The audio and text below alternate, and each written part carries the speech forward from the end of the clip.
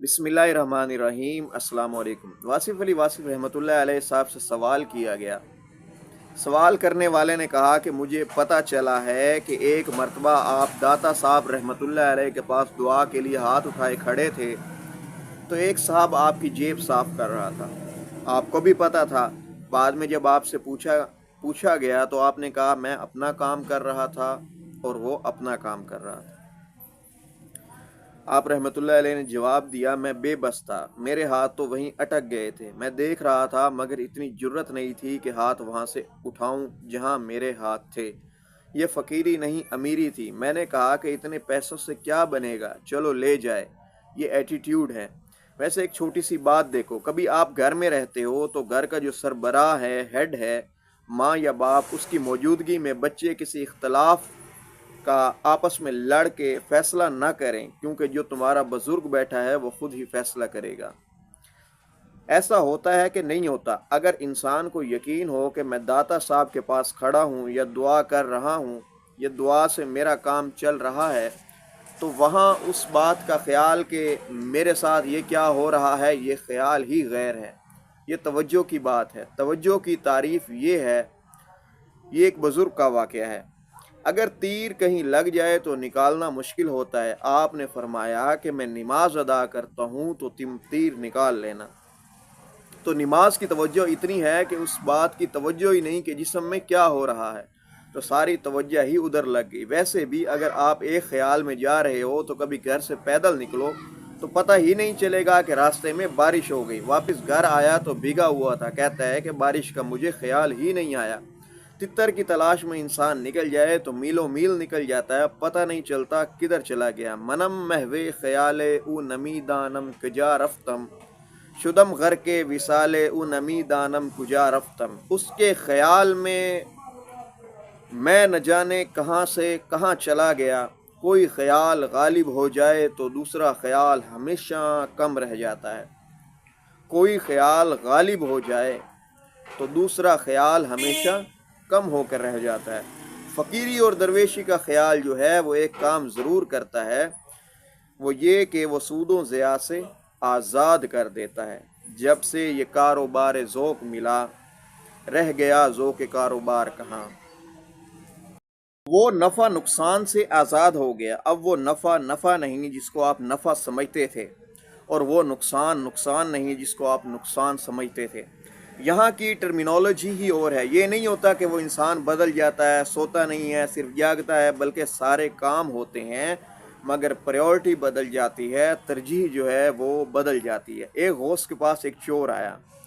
उन्होंने कहा कि ये खाली हाथ न जाने पाए, कुतुब तो ज़रूर बनाऊं इसको। चोर तो आया था चोरी करने के लिए, उसको कोई माल नहीं मिला, तो गौस ने कहा ये बेचारा अब यहाँ से महरूम जाएगा, हम गौस हैं, इसको कुछ ना कुछ तो दिया जाए, तो इसे कुतुब ही बना दो। अगर आपके पास थोड़े पैसे हों तो मांगने वाला साइल आ जाए तो वो क्या काम करता है? वो मकाम जो तुझे सरफराज कर रहा है, उसी मकाम पर वो गलत काम कर रहा है। उसके हक में भी दुआ करो। उसको दिलवाया है उसी ने जिसने तुम्हें दिया था। आप बात समझ रहे हैं? तुम्हें किसी के हाथ से दिलवाया और उसको तुम्हारी जेब से दिलवाया। तो इतना अकीदा होना चाहिए।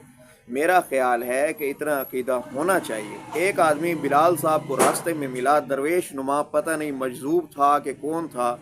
उसने कहा कि क्या है तेरा नाम? उन्होंने कहा बिलाल। उसने कहा फटाफट लाओ इतने पैसे, जितने पास थे वो पैसे दे दिए।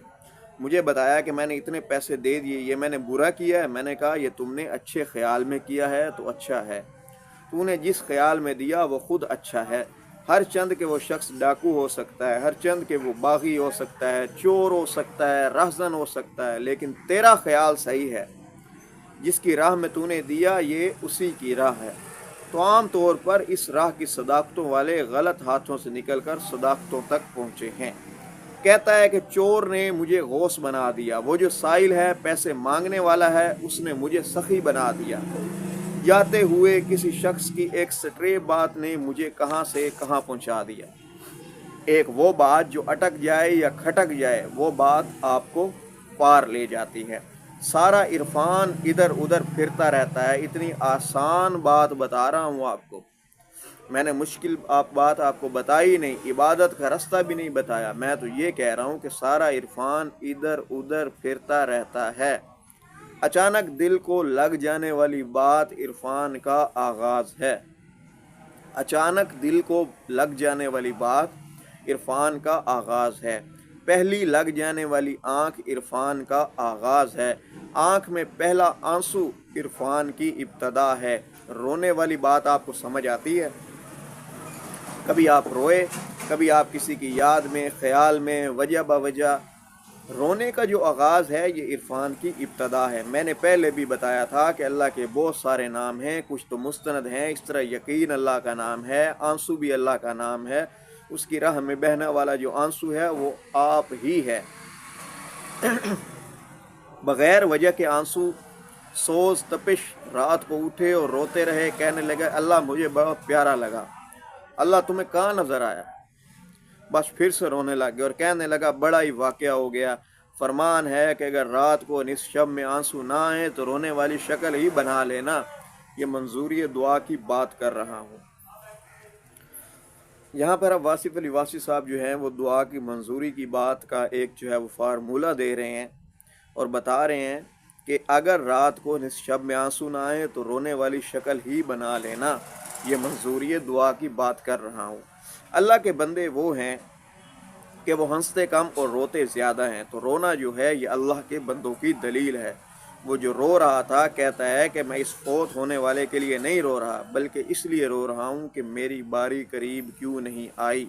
تو ایسے بہت سارے واقعات ہیں۔ اللہم صلی علی محمد النبی الامی وعلی آلہ وسلم تسلیما۔